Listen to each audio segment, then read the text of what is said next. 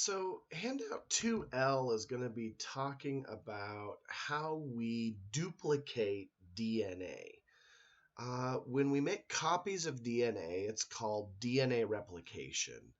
Now, for this class, I'm just going to go over the basics of this. We're not going to go into any huge detail, and I don't want you to know real specific stuff. If you've taken a biology course in the last couple of years, you probably will have remembered a lot more detail to this process, but this is anatomy and physiology. We're not interested in the details of these chemical processes. We just need to understand that they are occurring and the big picture of them. So with DNA replication, what is going on is the DNA is going to unzip itself, and we're going to make a exact copy of the DNA. Now, this is so when a cell divides, the same DNA can go into new cells. So the first step of this is we're going to unwind that double helix so that we can read the DNA. And this is done by an enzyme called helicase. Helicase unwinds the DNA. So see, I've got these little helicases on the DNA molecule, and it's unzipped this gene. All right? Then the next step is we are going to unzip those hydrogen bonds that are between the bases holding the DNA double helix together. And we have another enzyme called DNA polymerase jump on, and it's going to read our DNA code on both unzipped portions, and it's going to add the appropriate nucleotide in place to make an exact copy of the DNA.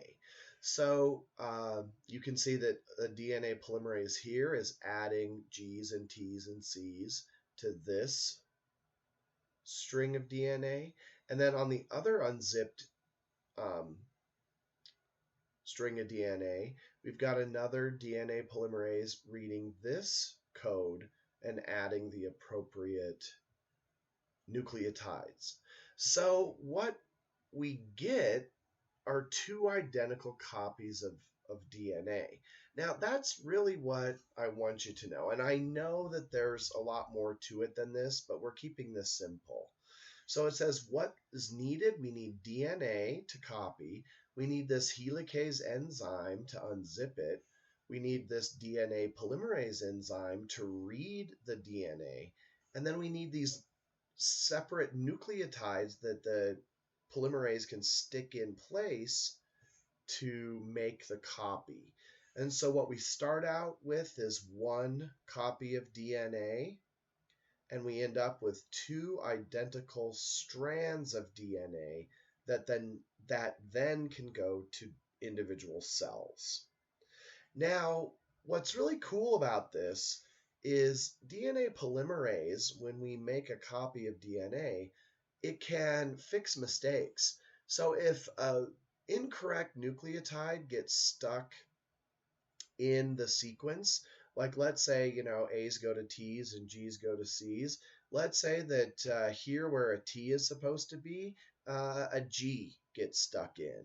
And so the DNA double helix is incorrect. These DNA polymerases can go back and proofread their work and cut out mistakes and then add the correct nucleotide in place. Now, mutations are when we get an incorrect sequence of DNA that ends up staying and doesn't get corrected by the DNA polymerases. Now, most of the time, mutations are bad. In this day and age with all of these Marvel comics and DC comics and all this stuff, people tend to think that mutations lead to some superpower. No. Most mutations, over 99% of mutations, are bad. They lead to things like cancer. So if a mutation occurs, we need to fix that mutation. Usually you're not going to get, uh, you know, Iron Man or the Incredible Hulk or Spider Man. You're going to get Cancer Man. And Cancer Man can't be a very good superhero when he's walking around on chemotherapy. So uh, we want to fix these mutations. We don't want to cause mutations. Now, it's true that every once in a while a mutation will occur, and that mutation that occurs can actually be beneficial, but it's very uncommon. All right, so that is DNA replication. Literally, that's all I want you to know about it. If you know what I just said, you're good to go. And let's move on to making a protein through a couple of handouts called transcription and translation. So that's next. All right, I'll see you then.